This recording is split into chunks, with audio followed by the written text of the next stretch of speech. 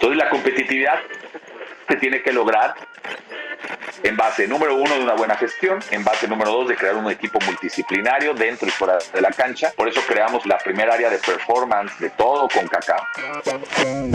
Bienvenidos al Juego de la Gestión Deportiva, segunda temporada. Soy Federico Pérez y en este podcast conversaremos con presidentes y directores generales sobre cómo gestionan, planifican estrategias y abordan los aspectos comerciales y más relevantes de sus clubes.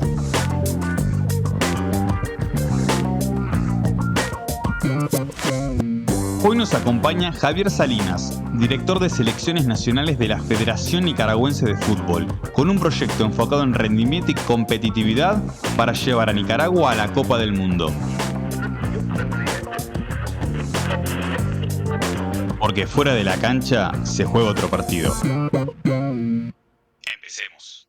Bueno, Javier, muchísimas gracias por estar acá presente. La verdad que va a ser un podcast muy interesante porque va a ser uno de los primeros episodios en los cuales vamos a hablar no solamente de clubes de fútbol, sino también de lo que son las federaciones y las selecciones de fútbol. Así que bueno, primero agradecerte por tu presencia hoy. Y bueno, contanos un poco quién sos, a qué te dedicas, dónde estás actualmente. Y empezamos ahí un poco a armar las preguntas y a desarrollar un poco todo lo que has hecho en este tiempo. Claro, gracias, Federico. Un gusto. Pues mira, soy Javier Salinas, soy mexicano y tengo 34 años que inicié trabajando en el fútbol. Inicié como reportero mis primeros años, de los 15 a los 23, hasta que fui invitado por un equipo de primera división que se llamaba Monarcas Morelia. Y ahí empecé la parte de comunicación, mercadotecnia, en un incipiente año 1999, que todavía la mercadotecnia, digamos, para Latinoamérica estaba en ciernes, ¿no? Ya habíamos tenido varios episodios importantes en la mercadotecnia latinoamericana, con Juegos Olímpicos, los de México, 2 mundiales en México, y eso nos había puesto, digamos, a la cabeza. Pero la mercadotecnia como tal, la conocemos hoy en día, estaba apenas iniciando, ¿no? Y a mí me toca, afortunadamente, que me dejaran trabajar y crear mi mente, y pudimos desarrollar un modelo de mercadotecnia y de comunicación que durante 10, 11 años pues le dio muchísimo a Monarcas y aportó mucho al fútbol mexicano. Y después la ruta lógica iba a ser a la Federación Mexicana de Fútbol, donde llegué casi terminando 2009, empezando 2010, y pude ahí ser el director de marketing y crear todo un modelo de negocio que actualmente sigue vigente. Tanto en ventas de patrocinios como en la parte digital. Me toca ser junto con un grupo de personas, junto con la generación que a mí me tocó, ser un pionero digital, un adherente. No somos nacidos en la era digital, pero sí nos toca hacer ese mix y cruzar esa línea. Y desde el 2006, en esa misma década, empiezo a dar clases de maestría. Tomo yo la maestría en el 2005, el posgrado en el 2006, y el 2006, ya después del posgrado, empiezo a dar clases de maestría y empiezo desde el 2002 a dar conferencias.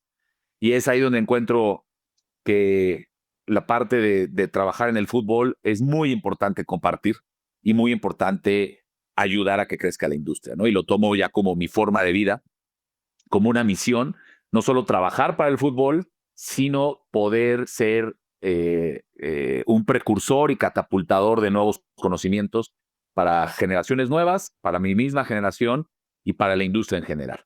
Entonces, esa década así empezó, y bueno, entró a la del 2010, trabajando para la Federación Mexicana de Fútbol. Empezamos a sacar este modelo que hoy ha hecho a la Federación junto con otras personas. Evidentemente, esto nunca es un trabajo individual. Poder ser una de las federaciones con mayores ingresos, pero además de eso, un modelo de mercadotecnia que fue imitado, afortunadamente, y muy halagado por otros países.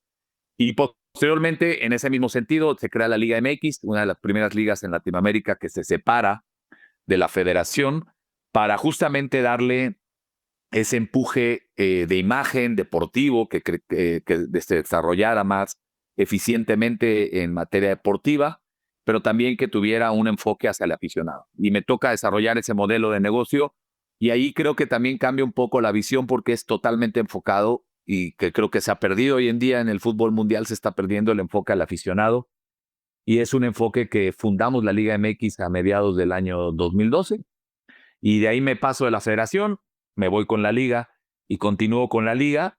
Y posteriormente paso un breve tiempo por una empresa de contenidos que fue un espacio que tenía que guardar para llegar a otro puesto muy importante, que fue presidente de la Liga Mexicana de Béisbol. Ahí mi carrera tiene evidentemente una catapulta hacia adelante como presidente de la segunda liga más grande del mundo, después de la Liga de Estados Unidos de béisbol. Y evidentemente me toca ser ese momento disruptivo, me toca cambiar completamente esa liga, que si bien era una liga muy grande, pues era una liga que se estaba quedando atrás, digamos, en el modelo moderno, de forma de hacer un management deportivo, un management administrativo, de economía del deporte. Y posteriormente cumplo mi periodo, un periodo que evidentemente fue sumamente apasionante, muy retador. Eh, Quizá para la gente que nos está escuchando, el béisbol sea algo que se juega en muy pocos países, la verdad, se juega en 70 países, pero de forma profesional se juega apenas en 10 países.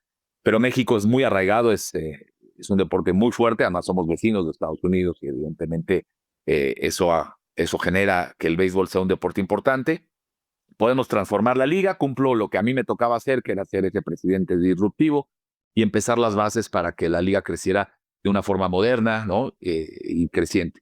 Y después de eso, me invitan a asesorar a la liga de Nicaragua, a la cual yo había ido a dar conferencias en el 2017, pero en el 2019, casi el 2020, me invitan a empezar un proyecto de apoyar a la gente que estaba haciendo crecer la liga. Mismo proceso, se separó la liga de la federación. Y ya estando allá, con los resultados que se habían tenido en la liga, nace el proyecto de las selecciones nacionales de Nicaragua, principalmente la selección nacional mayor, masculina, ¿no? Varonil, de poderla sacar de ser, por lo menos en América continental, una de las selecciones más retrasadas en términos competitivos y de gestión. Y bueno, 3 años después, afortunadamente, todo ha salido muy bien. Deportivamente se ha logrado todas las metas. Estamos a la mitad, hacia el final del proyecto, que es poder competir por un boleto al Mundial, pero previamente todo el proceso se ha cumplido. De 0 patrocinadores pasamos a 11 patrocinadores, pero más que nada, tanto lo deportivo como lo de negocio, lo más importante es el cambio cultural, que no ha sido cosa fácil. Por lo menos se intentaba profesionalmente lograr un boleto al Mundial, ¿no? Que es muy genuino, es un deseo muy auténtico de cada país, poder alcanzar ese sueño de ir al Mundial, pero no, los sueños no se pueden alcanzar solamente por deseos, se tiene que esforzar, construir, disciplinarse, corregir y volver a intentarlo, ¿no? Entonces, ese círculo es el que estamos hoy construyendo en Nicaragua, y paralelamente en mi carrera he asesorado a otras asociaciones deportivas, principalmente en México. He podido dar conferencias en varios países. También tuve la oportunidad de trabajar un breve tiempo en Paraguay, en Panamá hace 10 años y asesorar a Jamaica en la creación de su liga. Y bueno, pues ese es el entorno en el que me ha tocado desenvolverme, y afortunadamente pues he podido aportar un granito de arena para que el deporte, sobre todo como un catalizador social y cultural de nuestras naciones, pues pueda ser importante para sobre todo, generar más empleo y generar un bienestar social, ¿no? Más o menos esa es mi carrera de forma resumida, Federico. Muy extenso y muy interesante, ¿no? De todos los lugares que has podido ir adquiriendo conceptos y ideas.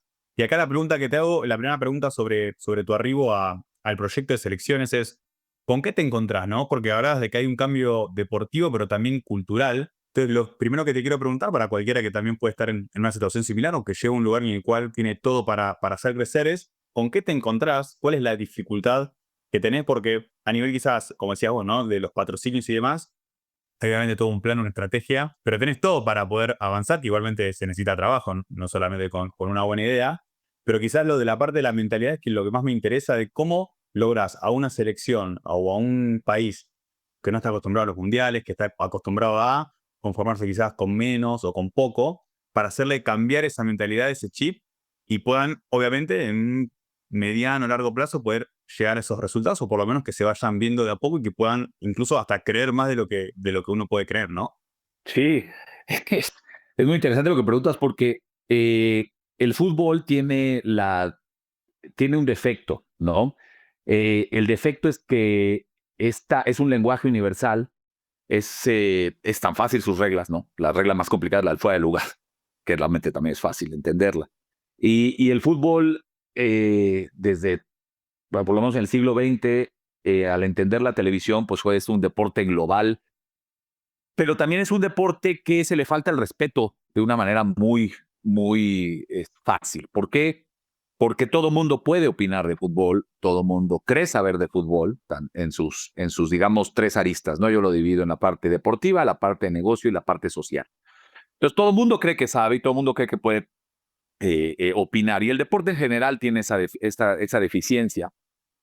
No lo mismo de si hablamos de la industria petrolera, o hablamos de la industria eléctrica, o hablamos de la industria espacial, o hablamos de la industria de la construcción, ¿no? Ahí se necesita una licencia para poder trabajar en eso. El fútbol, desgraciadamente, no tiene esta parte. Y bueno, eso sirve de contexto de entender a qué llegamos, ¿no? Lo primero y más importante es que me sirvió muchísimo. Años antes de que yo llegara, ni siquiera pensaba ir a Nicaragua, ¿no? Todo esto surge con una conferencia que di en el año 2017 y 3 años después me invitaron a trabajar. Eh, Años antes pude desprenderme y entender que el fútbol europeo, el deporte americano de Estados Unidos, no era algo como muy imitable dadas las condiciones sociales, económicas, políticas, geográficas con las que vivimos en Latinoamérica. Yo empecé a reflexionar esto, mis estudios, mi segunda parte del posgrado la hago en Bogotá, Colombia, en el año 2005, y creo que ahí empiezo a generar esta idea que me ha servido muchísimo y que he podido aportar al fútbol latinoamericano, que es importantísimo estar a la moda, estar a la última tecnología, estudiar todo el fútbol global, pero lo más importante es entender para quién trabajamos en términos de quién es nuestro producto, quién es nuestro cliente final y cuál es el tipo de producto que tenemos. Por eso es que yo estoy muy en contra continuamente, y lo digo, y el tiempo todos los días me da, todos los días que aparece una noticia de fútboles quebrados en Europa, pues me va dando la razón de que tenemos que crear modelos hacia nuestra idiosincrasia.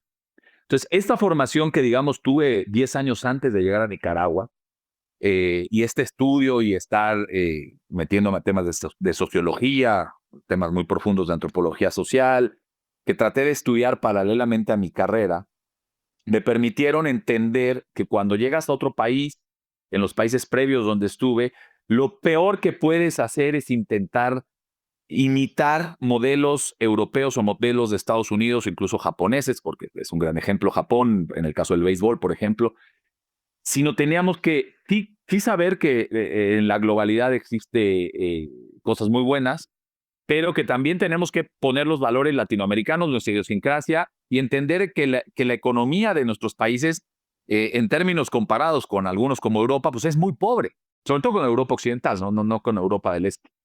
Es muy pobre. Entonces, lo que nosotros hemos tenido que hacer en este proyecto, junto con los dueños de los clubes de la Liga Primera de Nicaragua, con la dirección de la Liga Primera, juntos, es intentar hacer que cada dólar valga por $5, ¿no? Que eso es lo que en otras federaciones tienen.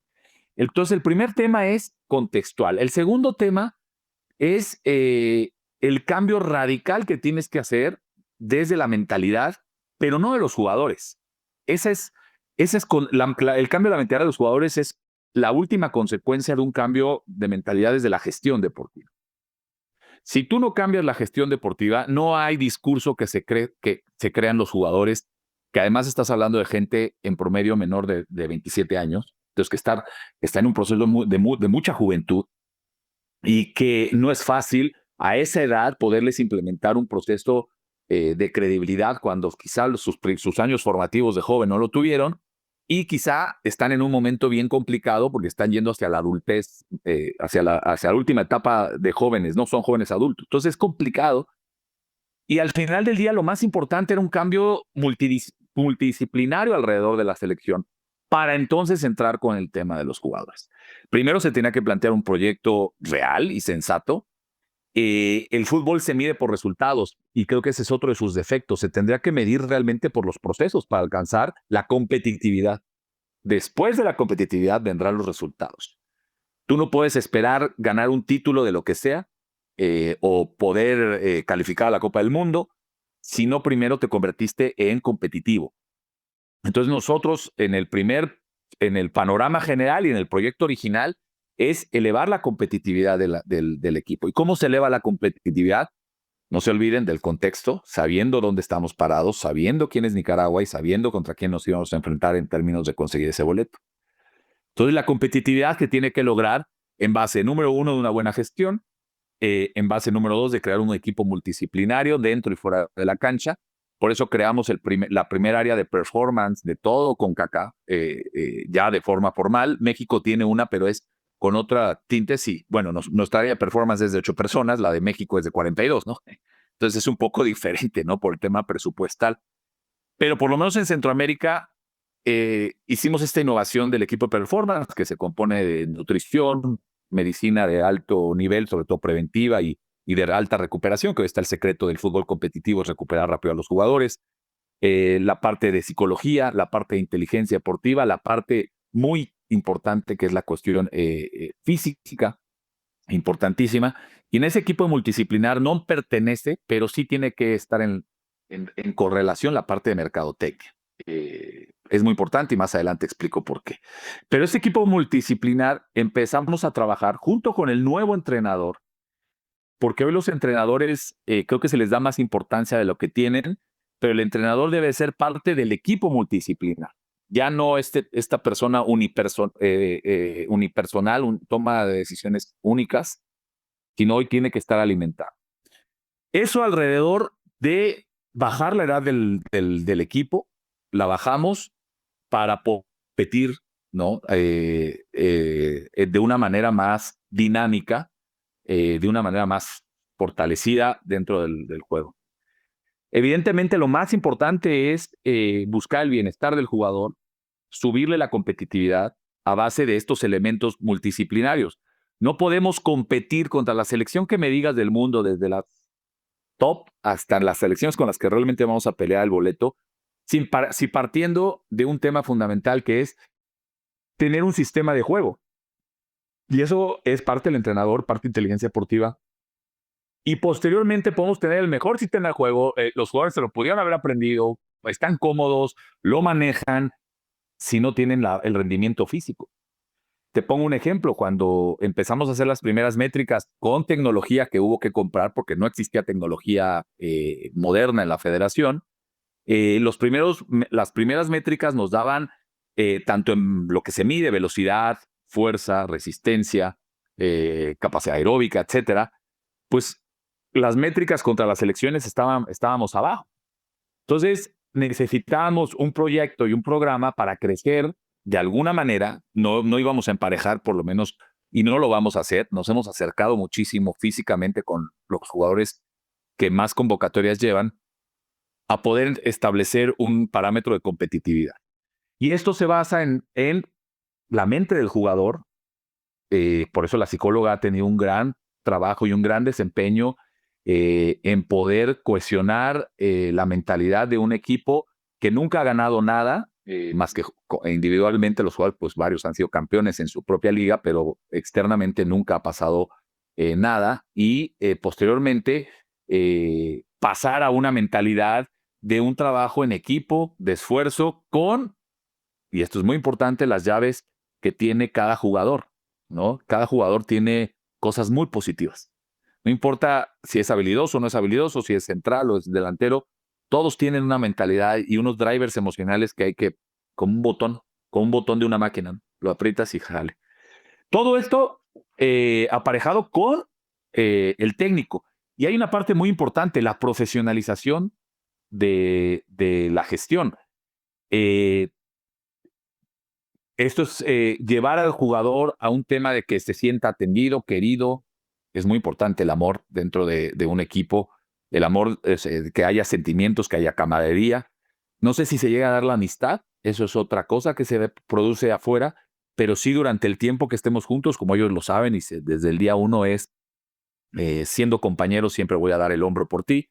Y esa parte es importante, preocuparnos también por la persona antes que por el jugador. Eso yo creo que ha sido una clave fundamental.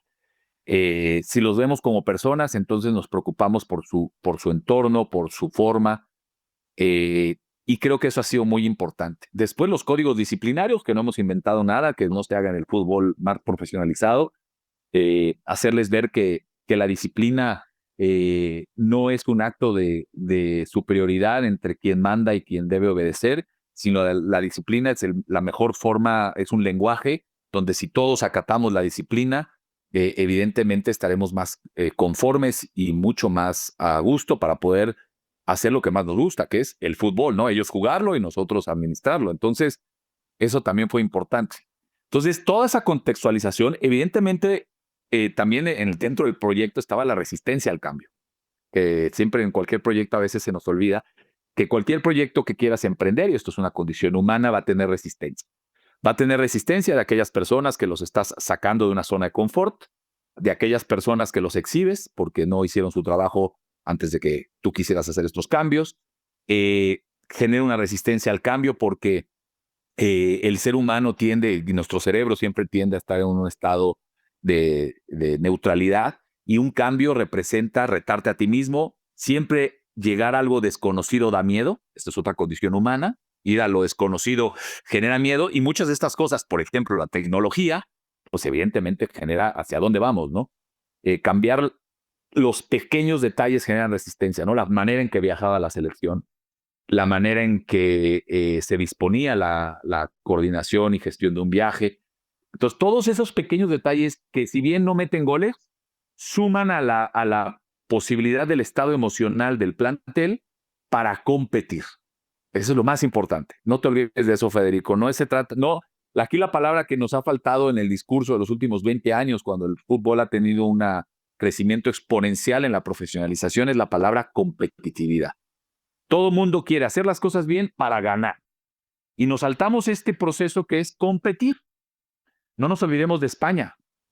Tomando un ejemplo, España es campeón del mundo en el 2010, pero no, acordémonos de la España de antes, que no ganaba absolutamente nada, a pesar de, pues siempre, históricamente, 100 años haber tenido al Real Madrid, al Barcelona, bla, bla, bla. Pero es un cambio cultural que viene desde que empezó la democracia en España. Luego viene un cambio cultural, social, interesantísimo, que después viene a pegar en el fútbol o en el deporte español, y empieza a cambiar, y por fin se titulan en el 2010, ¿no?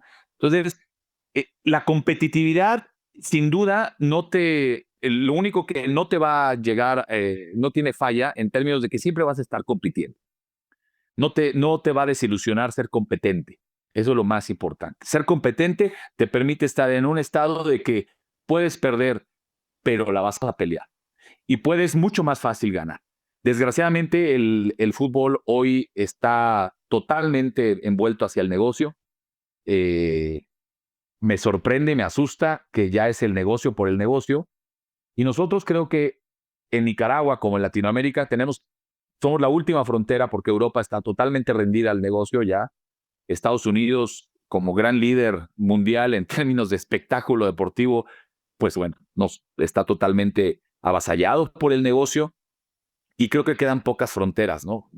Asia creo que ya no tiene mucha salvación. Creo que quizá África y nosotros, como latinoamericanos, tenemos ese último punto donde la ciencia, donde el sentido común, que es lo más importante de todo este proyecto, el sentido común, tiene un salvaguardas, ¿no? Que es procurar generar negocio para alimentar el fútbol, y no al revés.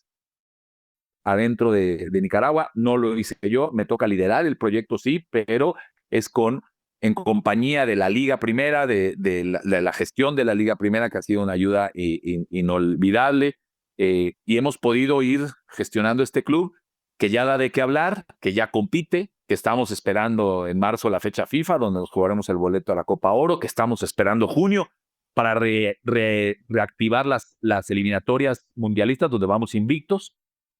En la primera etapa no hemos perdido, Nicaragua nunca había estado en esta fase invicta. Creo que estamos muy confiados en pasar a la última y definitoria ronda que se jugará a final de año, de septiembre a noviembre. Entonces, creo que si yo hubiera traído un modelo español o un modelo inglés, seguramente ya no estaría trabajando en Nicaragua porque el fracaso hubiera sido brutal, porque nada tiene que ver esos países y su forma de crear fútbol con la que uno se tiene que enfrentar en Latinoamérica, que es diametralmente opuesta a cómo se celebra en los países más pudientes del mundo, ¿no? Una pregunta, Javi, porque bueno, acá tengo algunos datos de que, por ejemplo, el valor de la plantilla de la selección creció un 259%, pasó de 1.9 millones a 4.9 millones, lo cual es un valor altísimo. Y ahí la pregunta sobre esto de la competitividad es, ¿esa competitividad se logra con un plan para los jugadores de la selección o también lo retroalimentás con lo que sucede en la liga o de dónde surgen los jugadores de la selección?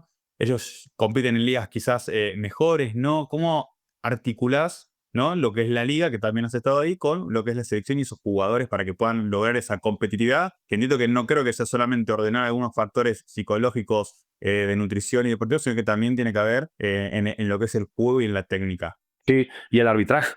Incluso hay que meter en la ecuación al arbitraje, y ahorita explico por qué. Y hay que meter la infraestructura en la ecuación. Este proyecto de la selección no se hubiera dado si no hubiéramos tenido un crecimiento en la liga, que ya se venía dando desde hace 10 años, con personajes dueños de clubes que querían un cambio para su país en términos futbolísticos. Después la llegada de Luis Rosas le empieza a dar un empuje mucho más profesional en todos los sentidos, evidentemente el más importante, el de la gestión, y los clubes empiezan de a poco a tener un cambio estructural de una manera de pensar el fútbol de otra manera. Ya no tenerlo como un fútbol semiprofesional en términos de estructura, en términos profesionales, sino empezarse a comportar como equipos profesionales. El cambio evidentemente ha sido lento. Como todo cambio grupal, hay personas, o en este caso clubes, que lo han asimilado mucho más rápido, y hay clubes que desafortunadamente les cuesta un poco más. No importa el tamaño de retraso que tengas, lo importante es la velocidad que vas encogiendo y vas recuperando ese retraso que pudo haber tenido el fútbol nicaragüense de 20, 30 años, en algunos casos 40 años, digamos, contra el promedio de los países más desarrollados de fútbol en CONCACAF. Pero no importa el tamaño, no importa la distancia, lo importante es que tomes acciones para ir acortando esa distancia en el menor tiempo posible. La prueba de ello, de esa asimilación de conceptos profesionales que se vienen asimilando no solo desde la selección, evidentemente la selección catapultó nuevas prácticas, tanto deportivas como de gestión, sobre todo deportivas para algunos clubes, pero eso fue en el pasado reciente, los últimos 3 años. Realmente el mejor ejemplo, como decía, es el Estelí, el Club Real Estelí, que lleva 2 finales consecutivas en la Liga de Campeones de Centroamérica, calificando a la famosísima Conca Champions, desde donde ya te encuentras a los equipos de México y Estados Unidos, en un desequilibrio absurdo que genera la CONCACAF, porque no es la manera correcta en que, si queremos competitividad, se genere este tipo de torneos y solamente en una fase final a muerte súbita te enfrentas contra equipos que en el papel son superiores. Pero bueno, así es la cosa, y tenemos que resolverla. Entonces, evidentemente estos clubes han tenido ese crecimiento, el Diriangén, el Club Walter Ferretti, que es, digamos, de lo más famoso que tiene Nicaragua. Antiguamente era el equipo que competía en la Champions de CONCACAF. Entonces son equipos que van creciendo y que evidentemente de alguna manera ellos también empiezan a jalar a los equipos de abajo con actos profesionales y profesionalismo en todos sus rubros. ¿Cómo impacta esto en la cancha? Tiene que mejores técnicos más y mejor preparados, que eso es fundamental. Preparación física mejor, más moderna, donde se activen y se crezca el modelo de trabajo profesional en primera división. Apenas se está arrancando los trabajos profesionales en las inferiores, como se le conoce, o fuerzas básicas, como se le diría en esta región. Se está empezando ese modelo, y seguramente Nicaragua será mucho más competitivo en 30 y 34, porque los jugadores jóvenes están teniendo el modelo profesional.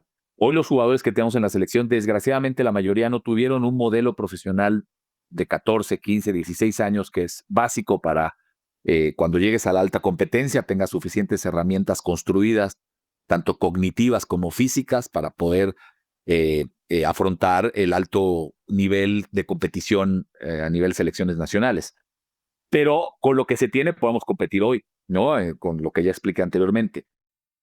Y evidentemente el cambio tiene que ser tanto también en la infraestructura. Nicaragua tiene, y me da mucho orgullo comentarlo porque está haciendo un esfuerzo enorme el Estado de Nicaragua y toda la sociedad, tiene un proyecto de construcción de 6 estadios en los próximos 5 años. Y eso no existe un país en Latinoamérica que tenga una proyección de construcción de estadios de fútbol en tan poco tiempo y tantos, ¿no? Entonces, eso seguramente traerá más competitividad, y hablo de la infraestructura. Las canchas de juego tienen que ser mejores. Ha crecido mucho el establecimiento de canchas de pasto artificial, que es una gran solución para países económicamente no tan pudientes o tan poderosos.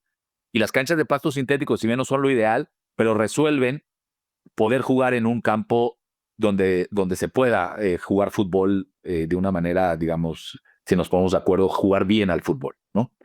Y eso es una gran solución para países que no tienen los recursos para tener una gran infraestructura de canchas y canchas sin pasto, que cuesta mucho tener una cancha de pasto muy bien diseñada, ¿no? Y además, por ejemplo, hemos podido trabajar con bisturí en muchas cosas que son muy relevantes, que hay que seguir trabajando. O sea, esto es un proyecto de años que quizá yo ya no esté más adelante, donde tiene que seguirse ese proyecto, ¿no? Como cuál. Para que te des una idea, estamos trabajando con los árbitros porque los árbitros continuamente paraban mucho el juego. Entonces no había ritmo de juego y no había un establecimiento de un proceso colectivo de trabajo, de pases, de recorridos y un montón de cosas tácticamente de fútbol, porque el árbitro cortaba y cortaba la acción. Hoy cada vez vamos bajando el número de faltas y va subiendo el número de juego, los minutos de juego. Entonces bajamos las faltas, suben los minutos de juego, encontramos un equipo, partidos con más ritmo y esencia. Hasta en eso juega el árbitro. Los árbitros en un país también juegan para la selección nacional en ese tipo de situaciones que son tan quirúrgicas, tan de bisturí, pero que tienes que visualizar. Porque cuando no tienes dinero, que en nuestro caso, que no tenemos los grandes recursos de otras federaciones, lo que tienes que crear es innovación, tienes que extender la inteligencia y todo detalle juega para nosotros. Como se lo he dicho a los jugadores, y el entrenador Marco Antonio Figueroa ha sido bien claro en eso, y en las pláticas que yo tengo con los jugadores, nosotros no podemos desperdiciar ni una cucharada de proteína que le damos a los jugadores desde hace 2 años, que no se les daba proteínas, vitaminas. Si esa cucharada nos ayuda 1 centímetro más para alcanzar al rival que antes no alcanzábamos, estamos compitiendo. Entonces, nosotros no estamos en la posibilidad de desperdiciar ningún recurso. Los países ricos, en el caso como mi federación, que en México, ¿no? Donde yo trabajé y todo, desperdician muchísimos recursos porque hay muchísimo dinero. No, y a ver, el presidente de la CONCACAF, Montaireni, dijo que el futuro del fútbol en Nicaragua tenía mucha claridad porque él veía que había un programa y que había una estrategia buena y que se iba a ver el resultado a nivel selecciones, que como bien decíamos, ya lo que es nivel plantilla se ve. Vos mencionabas que estaban primeros en lo que es la primera ronda de las competiciones de las eliminatorias. Y acá, Javier, te quiero hacer una pregunta porque al Mundial iban 32 equipos, ahora van a ir más. De los 32 equipos podemos decir que quizás haya 18 o 20 que son siempre los mismos. Pero después tenés casi 200 países que no van al Mundial y cuya realidad es mucho más semejante a la que tiene Nicaragua y a la que tiene otros países en mayor grado o en menor grado. ¿Cuáles son las cosas que vos considerás, teniendo en cuenta lo que mencionabas también de la idiosincrasia y la cultura de cada país, que son estos factores claves para que estas federaciones puedan desarrollarse y crear un plan a mediano plazo que pueda haber resultados que, como bien vos estás manifestando, con trabajo en muy poco tiempo ya están compitiendo, están con la ilusión que quizás antes no estaba, y que eso también tiene un poder de transformación a nivel país, ¿no? Porque me imagino que también debe ser toda una revolución para la gente y para el país ver este cambio y tener esa ilusión de poder competir en un mundial, de ir hacia un mundial, de compartir con otras naciones. Entonces, ¿cuáles son esos factores que vos considerás que son no idénticos, pero sí semejantes? ¿Y cuáles son otros que no, que por ahí te encontraste con particulares, como lo mencionabas anteriormente? el primer paso que es igualitario para todos es que es el mismo deporte. La diferencia es que se juega de distinta manera en cada país, ¿no? Y al decir jugar de distinta manera no estoy hablando de sistemas de juego, ¿no? Estoy hablando de conceptualizaciones económicas y sociales de cada país. Hay bagajes históricos, como el caso de Uruguay, que si bien hace más de medio siglo fue su último título mundial, siempre es un protagonista por el apellido, ¿no? Tienen que dejarse a un lado estos programas que son como de microondas, que los mandan a todos los países de escasos recursos y hagan esto porque esto los va a ayudar a mejorar su fútbol. Es darle de comer a un hambriento pastel de fideo y no de regresar nunca, ¿no? Creo que esto tiene que ser algo continuo, tiene que ser multidisciplinario y entendiendo que cada país tiene una idiosincrasia diferente, ¿no? No puedes partir de alcanzar la competitividad si no profesionalizas las federaciones, si no profesionalizas el fútbol y sobre todo haces cosas congruentes. Ojo, no he hablado de dinero, porque eso es otro tema aparte. Todas estas gentes que ocupan direcciones de desarrollo, que hay un tema muy importante, Federico, no pasaron por clubes, nunca han estado en un club de fútbol, nunca han estado en fuerzas básicas de un club. Y entonces hay un desfaste y una falta de entendimiento del desarrollo deportivo de estos países. Y no solo estoy hablando de Centroamérica, te hablo de África, que tiene un enorme talento. ¿Y por qué no los podemos sacar? Y ojo, no se trata de dinero, es un tema de inteligencia y de poder crear procesos profesionales acorde a tu región y de verdad que no sean cursitos de microondas que a veces dan muchas personas. Hay dos tipos yo no entiendo por qué. Jugadores profesionales muy famosos, que sin duda sería maravilloso platicar con ellos, pero que nunca han pasado por gestiones de clubes, es decir, nunca han desarrollado fútbol. O tienes a personas que te dan cursos que tampoco, y cuando les preguntas, oye, ¿en qué club trabajaste? ¿Qué logros tienes? No, simplemente estudiaron una maestría de fútbol y de repente se encontraron con que tienen que ser capacitadores. De ese es el nivel que estamos hablando. Y tenemos un grave problema en esa parte. Si queremos crecer el fútbol, y se habla muchísimo de es que tiene que crecer el fútbol, van a seguir siendo los mismos. Si tú revisas la historia de los mundiales, Federico, y revisemos, ya no nos vayamos tan atrás. Si quieres del 2006 para acá, ¿quiénes han sido los campeones del mundo? Italia, ¿no? 2006. 2010 España. 2014 Alemania. 2022 18. Francia y Argentina. Los mismos 5 que ya habían sido campeones 30, 40 años atrás. Entonces, ¿por qué no? ¿Dónde está ese cambio? En la competitividad. Qué maravilla que se democratice el fútbol. Qué maravilla que podamos crecer en términos de que el fútbol crezca. El próximo mundial, por primera vez en la historia, se jugará en 6 países, después de México, Estados Unidos, o sea, se va a jugar Paraguay, Argentina, Uruguay. Vamos a ver cómo sale todo esto. Después regresaremos a un solo país, ¿no? Que será Arabia. Pero si no nos preocupamos porque los países más pequeños crezcan, y no veo una preocupación real por el crecimiento del fútbol. Sí veo una preocupación real porque todos generen dinero, pero no veo una preocupación real por el crecimiento deportivo de todos los países a nivel global. Entonces uno parece a veces un Quijote luchando contra molinos de viento y hay poco interés. Mira, para no hablar solo de Nicaragua, Venezuela. Venezuela empezó un proyecto profesional con un grupo de argentinos serios hace 3 años, 4 años, me corregirás, y ahí están los resultados.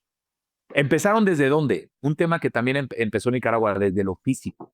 Emparejaron a los venezolanos a nivel físico y le empataron a Brasil en Brasil por primera vez en la historia. Eso es trabajo. Eso es una cosa. Nosotros le ganamos a El Salvador por primera vez en mucho tiempo y competimos, y Jamaica tuvo que correr para podernos ganar un equipo que tiene la mitad de sus jugadores en la primera. Un solo jugador de ellos valía toda la plantilla de Nicaragua, pero aún así competimos, ¿no?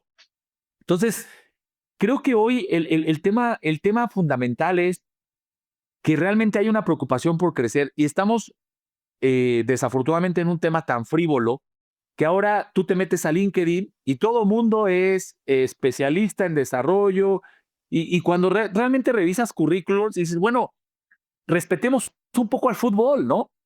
Si hiciste un buen trabajo, si demostraste algo, bueno, ahora cualquier persona que estudia un proceso de director técnico o estudia algo de management o tantas maestrías que hay hoy en negocios deportivos y todo, se insertan en el fútbol y lo primero que hacen es copiar modelos quebrados como el de España, ¿no? Que el Real Madrid debe 1.600 millones de euros, el Barcelona está quebrado, el Valencia está quebrado, y quieres poner eso en práctica en países que tienen un nivel económico inferior o que por lo menos estructuralmente en el fútbol no tienen esos ingresos millonarios que tienen otros países, pues evidentemente es fracaso seguro y no vas a crecer y pierdes tiempo muy valioso, ¿no?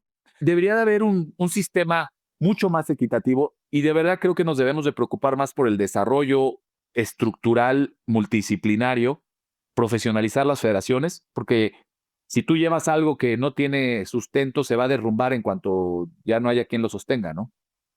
Entonces, si queremos desarrollar el fútbol para de verdad un día que los equipos grandes sigan siendo grandes porque le ganaron equipos más importantes.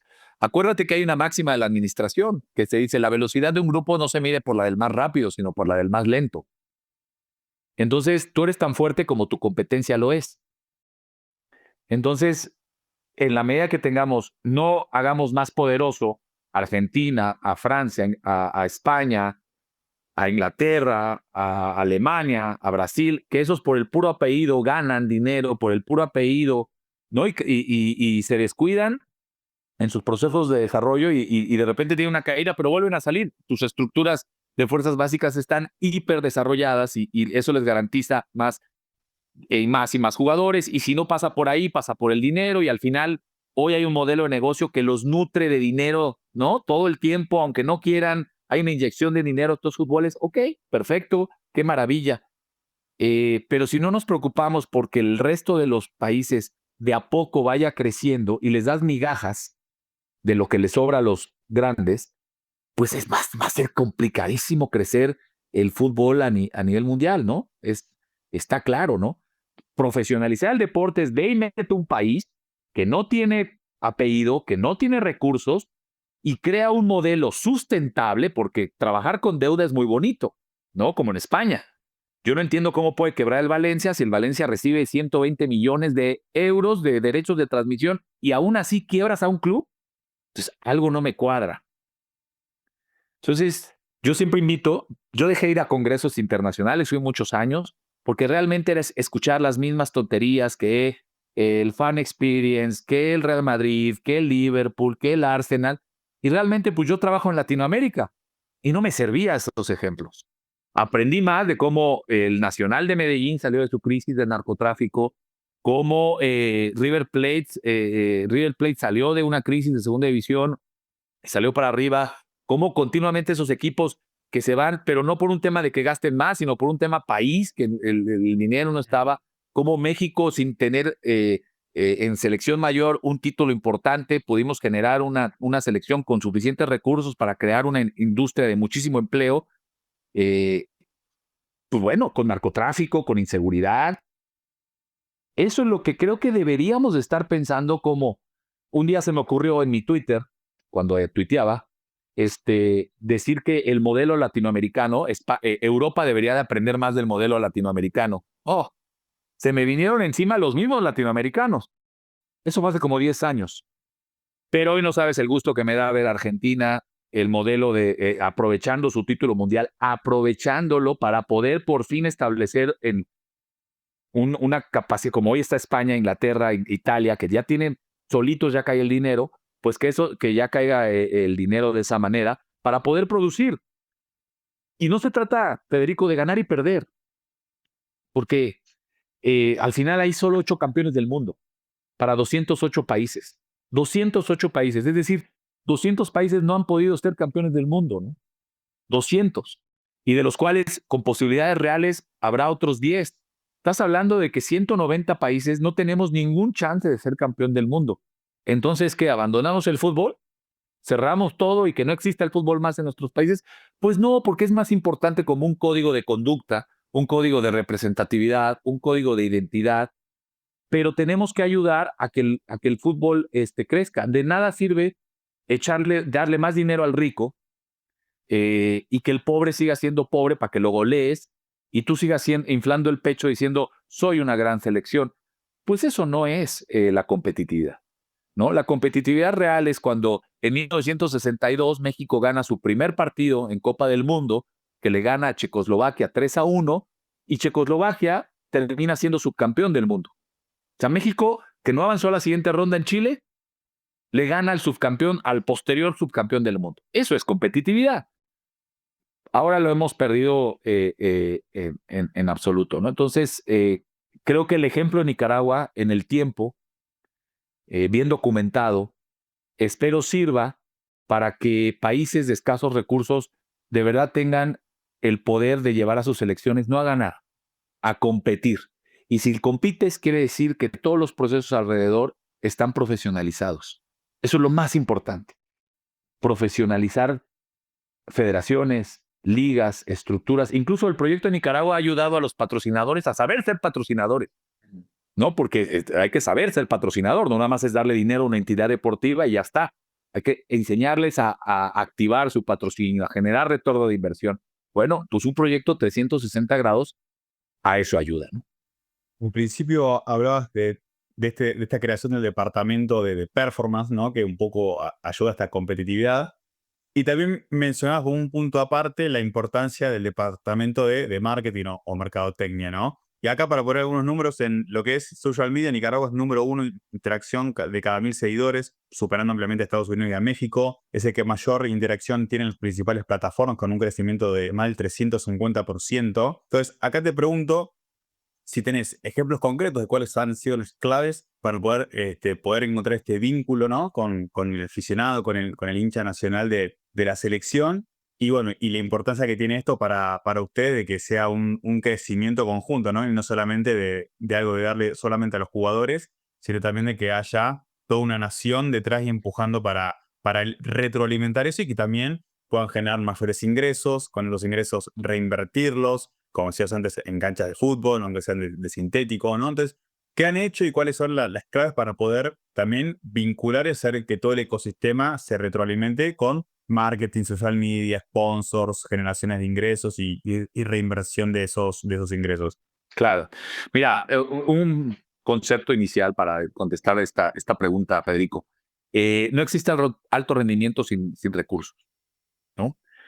Como decía hace rato, creo que el dinero tiene que trabajar para el fútbol. El fútbol no puede trabajar para el dinero, ¿no? Eso es un concepto fundamental. El alto rendimiento necesita recursos por todo lo que he platicado, porque un equipo multidisciplinar cuesta, porque la tecnología cuesta tenerla.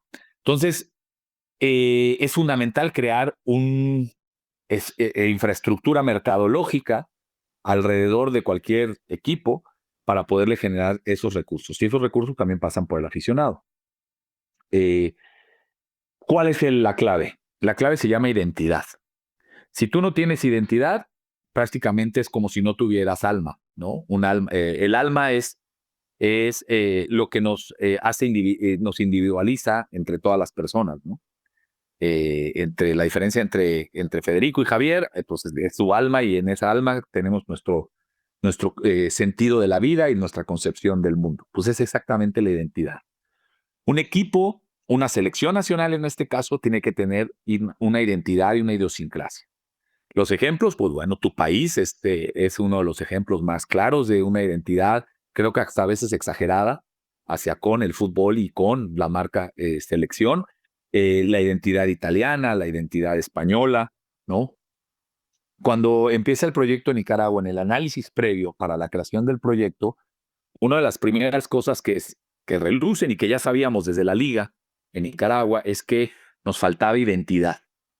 Y la identidad es ese proceso colectivo que nos identifica, ¿no? Que individualmente es quienes somos y en un colectivo es a quién representamos. Entonces, si tú no tienes esa noción y esa idea, difícilmente puedes cohesionar alguna conceptualización. Ya deja tú de jugar a lo mismo, ¿no? Dentro del campo. una conceptualización de apoyo, ¿no? La identidad nos ayuda y nos hace la traducción de quiénes somos y quiénes representamos y qué parte ocupamos en el mundo, ¿no? Por eso es que los países son tan poderosos en términos de narrativa colectiva, ¿no? Los expertos para la narrativa pues han sido los americanos, que nos han podido vender su narrativa en los últimos 200 años de una hegemonía poderosa a través del capitalismo, ¿no? Con Nicaragua, que es un país rico en historia, es un país que tiene naturalmente unos paisajes, unos volcanes, unos lagos hermosos, y que Nicaragua en el dialecto náhuatl, que es el que nos representa desde México hasta Centroamérica, el náhuatl, Nicaragua significa tierra de lagos y volcanes, porque tiene muchos volcanes y tiene unos lagos maravillosos. Entonces, cuando llegamos a la selección, nos damos cuenta que no existe identidad. Y si no existe identidad, no puede haber un proceso colaborativo, afición, patrocinio, equipo y este ecosistema que se debe de formar. Entonces, lo primero que hicimos fue algo bien básico, ¿no? Crearle una identidad a través de los uniformes, que es una gran herramienta de comunicación.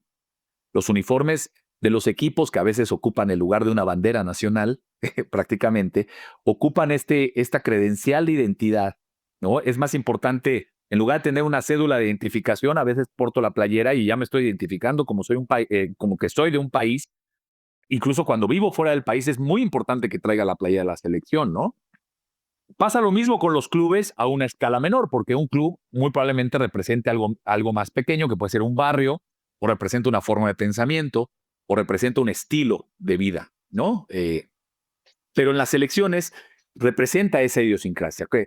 Y esa idiosincrasia de poder decir, soy nicaragüense, soy argentino, soy mexicano, soy español, ¿no?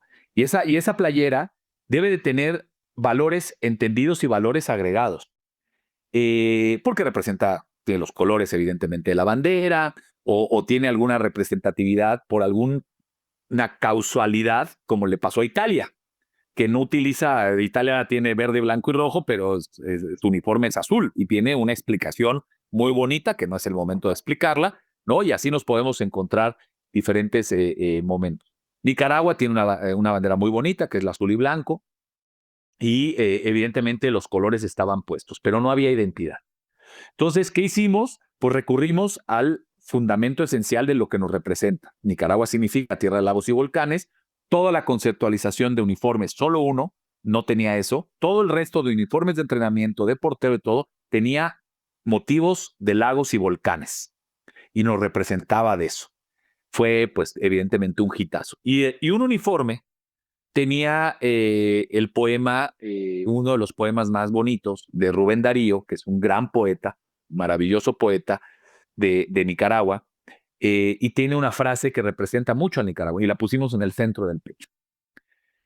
Y es una frase que habla muy bonito de Nicaragua, que dice que si la patria es pequeña, uno grande la sueña. Fíjate qué poderosa frase. Cuando uno genera, partimos de ahí. Obviamente hicimos más cosas, ¿no? Pero este es el concepto madre de la identidad en este proyecto. Evidentemente tenía que ver mucho con cambiar incluso el contenido. Las redes sociales de las federaciones no pueden tener adentro a las redes sociales de la selección. ¿Por qué? Por, primero, compromisos comerciales, pero dos, porque la comunicación es en otro ámbito. Y las redes sociales de las federaciones tienen otras obligaciones importantísimas, como es comunicar el arbitraje, las comisiones disciplinarias y una cantidad de cosas que hacen las federaciones que no empatan con generar unas redes sociales que procuren al aficionado y su relación identitaria directamente con la selección. Entonces tuvimos que crear un concepto que no es la primera vez que lo hacía, lo he hecho varias veces. El ejemplo más grande, te puedo decir que la creación de Mi Selección, que son las redes sociales más grandes del mundo, pues esas me tocó crearlas con este mismo concepto en el año 2012. Y en Nicaragua, pues creamos todo el concepto, el azul y blanco, que son los colores que identifican a la gente, y empezamos a generar este proceso de crear a la selección nacional y tener un espacio de comunicación abierta con el fan para poderle darle a conocer sus jugadores, darle a conocer el producto selección nacional y los valores que éste representa y que se sintieran orgullosos de su selección. Porque algo que tenemos que entender en el mundo del deporte es que la gente no se va a sentir orgullosa porque un equipo gane o pierda. Pues entonces nadie se sentirá orgulloso de nada, ¿no? Hay equipos que nunca han sido campeones del mundo y son poderosísimamente, arrastran masas, ¿no? O pasan un medio siglo y no han ganado nada. Entonces no pasa por ahí. Pasa por ese sentimiento de orgullo, porque primero nos identificamos como iguales, tanto porque pertenecemos a una misma tribu, porque pertenecemos a una misma comunidad, y segundo, porque queremos ese orgullo de ser alguien en el mundo a través de competir, ¿no? Y evidentemente vas a perder más de lo que vas a ganar. Entonces, ese espacio de las redes sociales, en primera instancia, lo que nos hace es un vínculo emocional con el fan. Segundo, no puedes vender en estos tiempos algo si no tienes un plan digital lo suficientemente robusto para darle salida a los patrocinadores, sobre todo a los patrocinadores que no entienden el cómo sacarle provecho al fútbol. Entonces, se van a lo más simple, tus redes sociales. Entonces, evidentemente hoy tenemos unas redes sociales que están generando una gran interactividad, que están generando una gran presencia, que somos número uno en Centroamérica en muchas métricas, pero que lo más importante es que respondiera a estos estímulos emocionales y que un patrocinador los pudiera aprovechar. Y por última y tercera parte en términos de identidad es que más allá de lo digital, más allá de los valores y de los símbolos representativos que podemos generar, hay un tema de discurso y un tema de narrativa. Y eso empieza desde adentro. Si a los jugadores todo lo que te estoy diciendo no se los explicábamos, y no se los expliqué en varias reuniones, era difícil que ellos tomaran esa narrativa, tanto en la estrategia de hacerlos mentalmente más fuertes para competir en el campo, como en la estrategia de que ellos son nuestros embajadores más importantes en la comunicación con el fan, con el fanático o con la persona que no necesariamente es fan, sino con el país entero. Entonces, esta narrativa era importantísima depositársela a los jugadores para que pudieran ser los propios embajadores. Y esta narrativa también partía desde empezar a convencer a un país que años atrás era más beisbolero que futbolero, hoy ya no, hoy en las últimas encuestas el fútbol es más popular que el béisbol, y además en un país que realmente en la parte que te comentaba de resistencia al cambio, pues obviamente hubo gente que decía, esto no es cierto lo que están haciendo. A mí me llegaron a decir, este mexicano vende humo, es una mentira todo lo que dice que va a pasar y va a hacer. Evidentemente, tengo la fortuna que hace pocos meses, esas personas que me criticaban me estiraron la mano y me dijeron muchas gracias por lo que estás haciendo, ¿no? Entonces, pues, no hay sueldo que pague eso, ¿no? Esa parte. Pero no pasa nada. Afortunadamente, en todos los proyectos que he emprendido en mi vida, he entendido que siempre hay una resistencia al cambio y no pasa nada, ¿no? Pero también la narrativa colectiva que pudimos establecer en el discurso y que la acción sea igual al discurso y no nada más hablar, sino que realmente se daban cuenta que había un cambio, una profesionalización. Para que te des una idea, yo voy de traje de corbata a los partidos a 37 grados centígrados en Managua, no por gusto, ¿verdad? Sino porque ese es el respeto que le doy a la selección, pero también los periodistas, la gente, los patrocinadores, pues evidentemente se dan cuenta de que el primero que en mi papel como directivo aborda la seriedad del proyecto, pues soy yo, ¿no? Entonces, esa es la importancia de la identidad. Y la identidad juega en todos los papeles. Creamos un escudo nuevo de la selección, no porque el de la federación, no, pues que la federación representa otras cosas. Desgraciadamente, ese es uno de los grandes problemas a nivel global. Se confunde que la federación es la selección. La selección es un producto de la federación y la federación tiene otras causalidades que incluso ahí abarca el fútbol amateur, y las federaciones, le pasa mucho a la de Nicaragua, cree que nada más su trabajo es la selección, y no. El fútbol amateur, en términos de construcción de futuro, las federaciones deberían de estar realmente más preocupadas por el desarrollo del fútbol amateur. No solo por la creación de nuevos jugadores, sino por la consolidación del fútbol como un espectáculo en el futuro, porque también el fútbol está amenazado por nuevas formas de entretenimiento. Las federaciones se deben de preocupar de eso, principalmente. La selección, como está pasando en muchos países del mundo, se separa como se separaron las ligas. ¿Para qué? Para crear todo un proceso de profesionalización objetiva, con una sola flecha de camino, una sola vertical de trabajo, porque la federación tiene que ver árbitros, tiene que ver muchas cosas. Y la selección ahí está operando y además mucho más rápido, porque las federaciones, como buenas instituciones grandes, son lentas en su proceso, lentas, y eso pasa en todo el mundo. Yo he trabajado o he tenido la posibilidad de estar adentro de 6, 7 federaciones en Latinoamérica y todas son iguales. Son lentas, sus procesos son muy burocráticos, muchos intereses, que a mí no me asusta, los intereses hay en todas las industrias. Y en cambio, si puedes operar más rápido, más fácil, los resultados es más lógico. O si te equivocas, puedes corregir más rápido también, ¿no? Porque ha habido equivocaciones y tenemos la facilidad de no depender de un proceso de consejos o un proceso muy largo para poder corregir de forma rápida. Entonces, la identidad es la clave de cualquier éxito de cualquier éxito de cualquier equipo, más allá de los resultados. Ese es el fundamento esencial hoy en día. Luis Armando, Javi, ¿qué esperamos ver de Nicaragua en este mediano plazo? Vos me dirás, peleando las eliminatorias para un boleto al próximo Mundial, con equipos participando en alguna competición internacional a mayor escala. ¿Qué esperamos ver de Nicaragua en este mediano plazo? Pues mira, yo creo que lo que vas a ver, y espero haberte entusiasmado lo suficiente para que seas un poco hincha de la selección de Nicaragua, es lo que hemos logrado con estos jugadores y con los presidentes, con el apoyo de los clubes de la Liga Primera. Es un equipo que va a competir con mucha humildad, pero también con un naciente ego. No se puede ser protagonista del fútbol si no tienes un poco de ego. Lo que pasa es que en los cursos baratos de liderazgo, el ego lo destruyen y crece en la humildad. No es cierto. Si no, preguntémosle a tu país, a los jugadores de los 3 campeonatos del mundo, si no se necesita un poco de ego para poder sobresalir contra posiblemente un jugador más poderoso que tú, junto con todas las vicisitudes que encierran el no tener dinero suficiente para prepararte al 100% como un profesional de europeo. Y se necesita un poco de ego porque también el ego te ayuda a creer un poco en ti mismo, ¿no? Entonces, lo que tú vas a ver de esta selección es una calidad, porque tenemos calidad en varios jugadores, encabezados por nuestro capitán Juan Barrera, que es un gran jugador, que yo pondría en la lista de los 100 jugadores más importantes de la historia de CONCACAF, Juan Barrera, y una serie de jugadores, algunos muy jóvenes, otros que están justo en la mitad de la edad futbolística, 26, 27 años, que lo único seguro es que hoy son mejores que antes, pero quieren ser mejores de lo que son en el 2025. Estamos justo en esa mitad.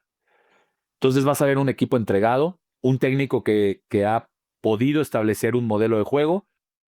Podemos debatir si es un modelo avanzado, si es un modelo moderno, que tiene muchas características de serlo, pero es un técnico que en el vestuario ha sabido inyectar la conceptualización de lo que él quiere para que el equipo funcione y también sabe corregir.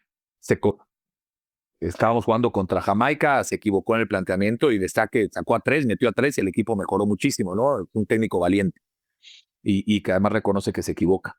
Entonces, en la cancha. Y lo más importante es que tenemos hoy un país entregado, un país que se siente orgulloso de su selección. Lo hemos visto, fíjate qué vaciado qué chistoso, como decimos en México. Le ganamos de visitante a un partido muy difícil, a Guyana, jugadores todos en la liga francesa, pues es un país muy ex colonia francesa. Le ganamos a Guyana y la gente en redes sociales decía, bueno, le pudimos meter más a un equipo que por lo menos en nombre era más fuerte que nosotros, le ganamos de visitante, ¿no? El día que perdemos con Jamaica, que eso nos cuesta no avanzar a la siguiente ronda de la Nation League, fue totalmente el proceso al revés. No nos recriminaron. El 98% de los mensajes, porque pues, tenemos una herramienta que los mide, eran positivos. Entonces, a mí mi conclusión, mi reflexión es que el proceso de identidad está en buen camino. Porque cuando tienes la identidad sólida, apoyas a los tuyos cuando están abajo, pero recriminas y te dicen, hey, pudiste ganar más, ¿no? Que nos pasó en Guyana.